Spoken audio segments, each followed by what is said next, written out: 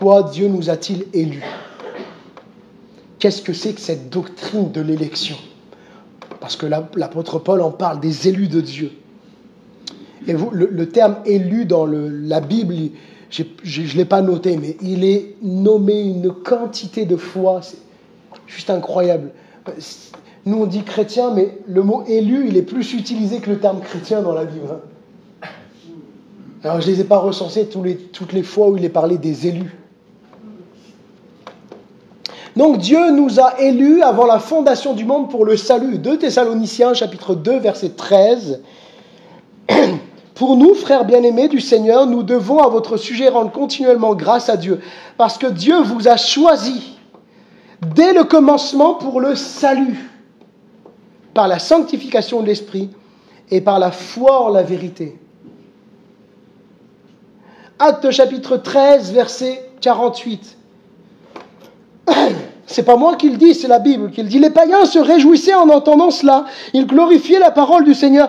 Et tous ceux, écoutez bien, qui étaient destinés à la vie éternelle crurent. Jacques chapitre 2 verset 5. Écoutez mes frères. Je ne l'ai pas mis. Jacques 2 verset 5. Écoutez mes frères bien-aimés, Dieu n'a-t-il pas choisi les pauvres aux yeux du monde pour qu'ils soient riches en la foi et héritiers du royaume qu'il a promis à ceux qui l'aiment. Héritiers, il nous a élus pour être héritiers du royaume de Dieu. Alléluia. Et puis Éphésiens chapitre 4, verset, alors je me perds un peu là dans mes notes. Éphésiens chapitre 4, Éphésiens chapitre 1er, verset 4 à 5. En lui, Dieu nous a élus avant la fondation du monde pour que nous soyons saints, irrépréhensibles devant lui. Il faut savoir qu'on ne peut pas être sauvé si on n'est pas saint, si on n'est pas sanctifié, si on n'est pas purifié par le Christ.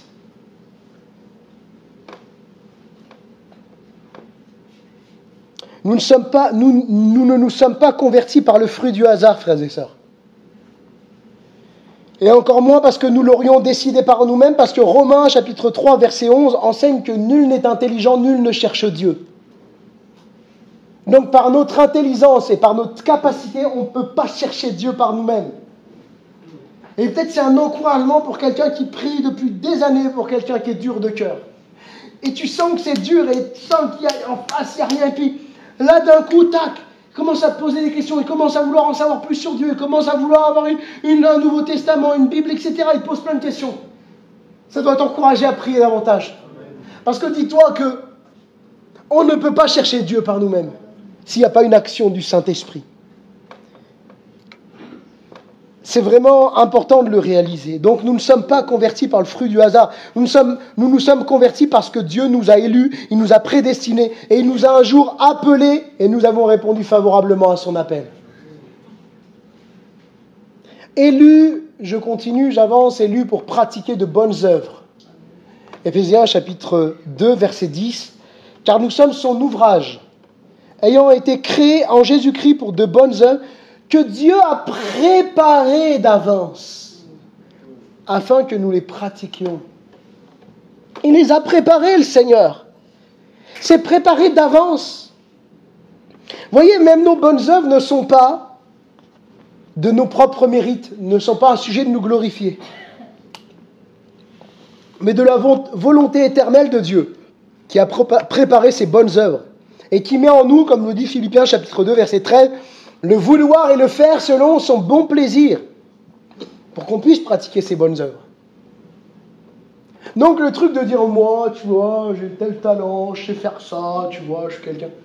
Si Dieu n'avait pas préparé ces bonnes œuvres pour toi, tu ne serais pas capable de le faire. C'est impossible. Et puis, Jésus dit en Jean chapitre 15, verset 16, « Ce n'est pas vous qui m'avez choisi, mais moi je vous ai choisi. » Alléluia! Quel encouragement. Juste, presque, ça se passerait tout commentaire. Ce n'est pas vous qui m'avez choisi. Mais moi, Jésus, je t'ai quand même dit oui un jour. D'accord. Mais tu m'as dit oui parce que je t'ai choisi. Parce que je t'ai appelé. Parce que je t'ai attiré. Ce n'est pas vous qui m'avez choisi, c'est moi, moi je vous ai choisi, je vous ai établi. C'est quelque chose de solide ça. Tu es établi afin que vous alliez et que vous portiez du fruit et que votre fruit demeure. Si je porte du fruit, c'est une grâce que Dieu fait en moi. Et en fait, ça nous enlève un poids énorme. Ça ne veut pas dire que nous n'avons rien à faire. Vous êtes d'accord avec ça? Ça ne veut pas dire qu'on ne doit pas... de toute façon, les bonnes œuvres vont venir à moi, j'ai rien à faire. J'ai pas besoin de... Mais en fait, vous savez, des fois, on a des raisonnements. Parfois, quand j'échange avec... pas ici, mais pas avec vous, mais avec certaines personnes, ils me disent, oui, mais alors, si on est élu, il n'y a rien à faire, etc. Mais en fait, ce raisonnement, il est biaisé pour moi, parce que quelqu'un qui est né de nouveau, je parle à des gens, il y a des gens devant moi qui sont nés de nouveau. Est-ce que quelqu'un qui est vraiment né de nouveau, puis de toute façon, et vivre une vie de laxisme? Il y a quelque chose en lui qui n'est pas explicable. Il a envie de plaire au Seigneur. Il a envie de faire la volonté de Dieu. Et quand il lui arrive de mettre un pied dans la boue, là, il est sale, il ne sent pas bien. Il pleure sur son péché.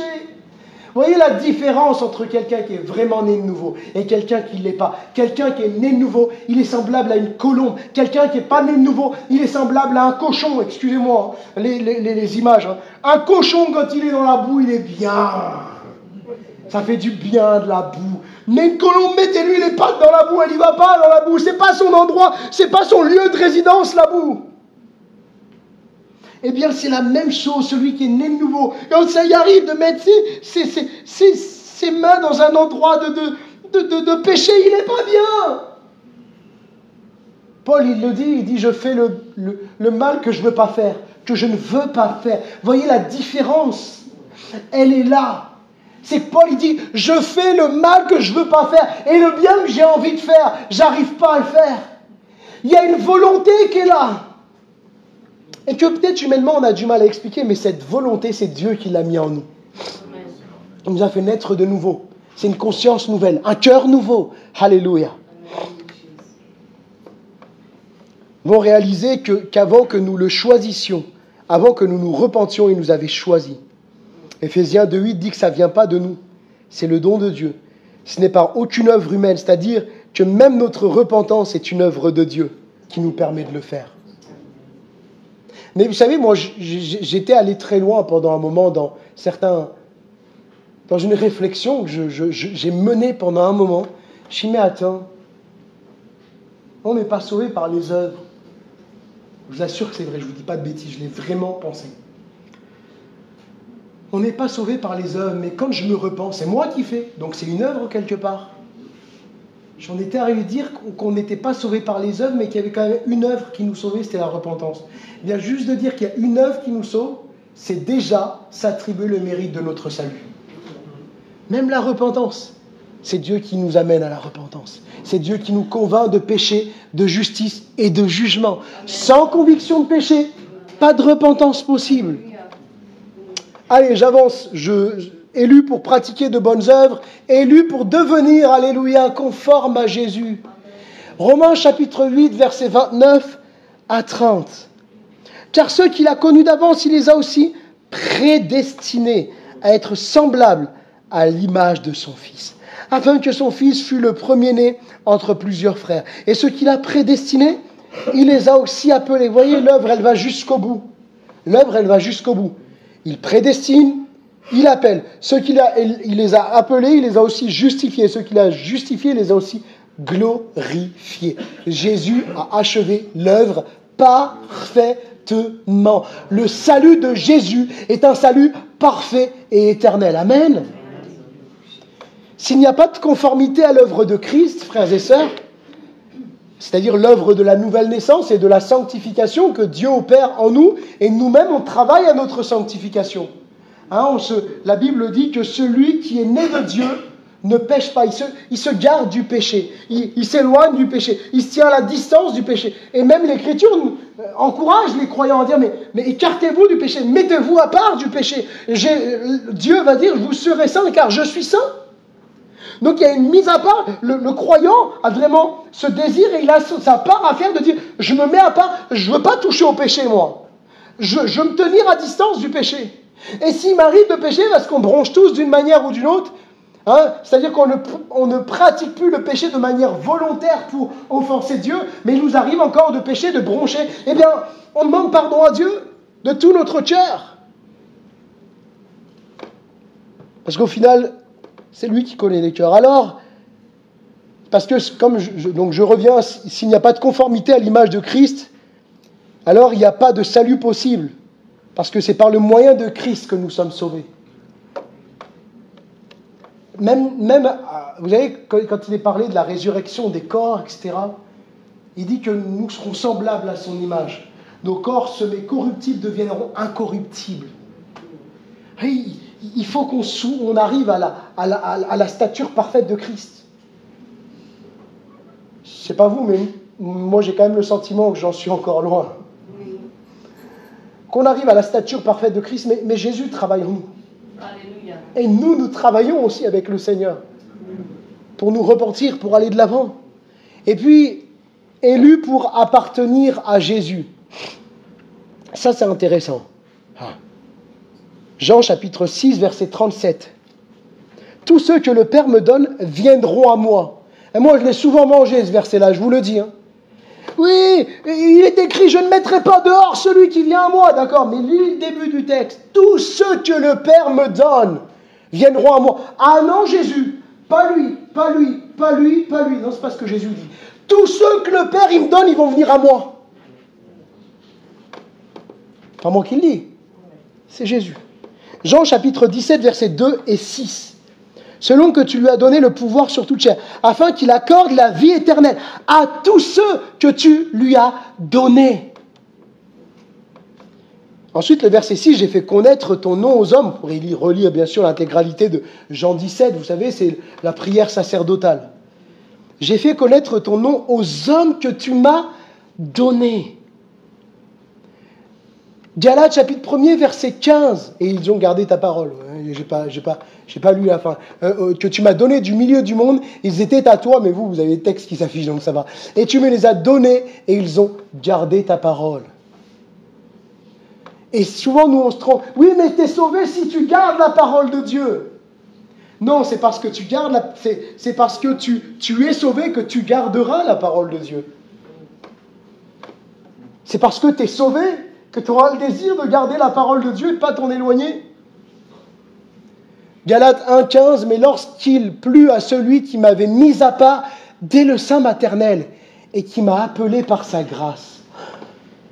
Quand je vous parle, pourtant j'ai préparé ce message, vous imaginez bien que j'ai passé de longues heures à préparer ce message. Mais au moment où je vous parle et que je lis ces passages, je suis comme touché tout à nouveau. Je dis, Seigneur, c'est merveilleux. Tu m'avais déjà mis à part, tu avais déjà tout prévu. Et puis, au moment convenu, tu m'as appelé. Tu m'as appelé par ta grâce. Tu m'as attiré à toi.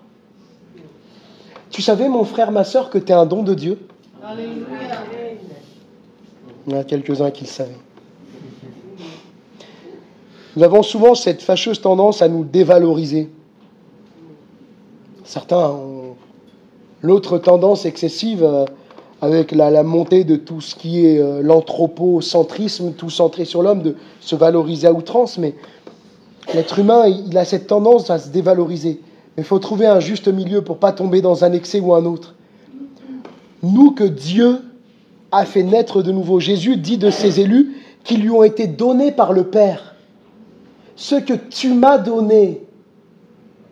Donc, si le Père a donné à Jésus, si le Père t'a donné toi à Jésus, t'es donc un don de Dieu. Amen. Seigneur, quelle grâce. Je ne sais pas vous, mais moi des fois, j'ai envie de dire, le Père, il t'a pas fait un super cadeau, Seigneur. Avec moi, je parle pour moi. Mais il transforme ce cadeau. Il change. Il nous transforme de gloire en gloire. Réalisons-le chaque fois que vient l'épreuve, le découragement. Mon frère, ma sœur, tu appartiens à Jésus. Tu es un don que le Père a fait à Jésus.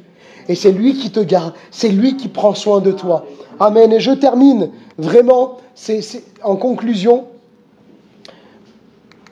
le verset premier, « J'ai été chargé d'amener ceux que Dieu a choisis à la foi et à la connaissance de la vérité qui est conforme à la piété, afin qu'ils aient l'espérance de la vie éternelle. » Le dessein d'élection ne nous incite pas à la paresse, mais à l'ardiesse. Il ne nous incite pas à l'inaction, mais à l'évangélisation. Ce dessein d'élection appartient à Dieu. Nous ne savons pas qui est élu. Nous ne savons pas qui Dieu a élu dans sa préscience, dans sa souveraineté. Je crois que c'est bien comme ça. Parce que si on le savait, on dirait, tiens, j'irai vers lui, j'irai vers lui, j'irai vers lui. Mais Jésus veut que le message soit prêché à toute la création. Toute la création. Comme ça, personne ne sera tenu pour non responsable devant Dieu. Le pécheur, il périt à cause de son péché. Celui qui est sauvé, il est sauvé grâce à Dieu. Dans son plan parfait, il a voulu que l'évangile soit annoncé à tous afin de nous rendre tous responsables devant l'appel de la croix. De la même façon que Paul pouvait dire qu'il a été chargé d'amener ceux que Dieu a choisis, ceux que Dieu a élus à la foi, il en est aussi de la mission de l'Église. Annoncer à tous la bonne nouvelle de l'Évangile en comptant sur son esprit qui attire les âmes à lui. Notre mission, c'est de témoigner de ce que Jésus a fait, de ce qu'il est. Et croyons que Dieu, dans son plan prévu de toute éternité, il attirera à lui. La doctrine de l'élection nous pousse à l'évangélisation, parce que c'est notre mission, c'est un ordre de Christ, un commandement de Christ à son Église. Allez annoncer l'Évangile. Oui, mais Seigneur, peut-être que et j'ai entendu parler de l'élection, je n'ai pas tout compris au passage, mais j'ai entendu parler de l'élection et les élus et machin, mais c'est qui les élus? Mais ça, le Seigneur, elle ne nous le dira pas. Notre devoir, c'est d'évangéliser. Il y en a trop qui se perdent. Il y en a trop qui... comment croire... C'est un moteur, ce texte, que l'apôtre Paul dit, mais comment croiront-ils s'il n'y a personne qui prêche? Alors que frères et sœurs, que Dieu nous aide, que Dieu nous fasse grâce, et que nous soyons ces porteurs de la bonne nouvelle de l'Évangile.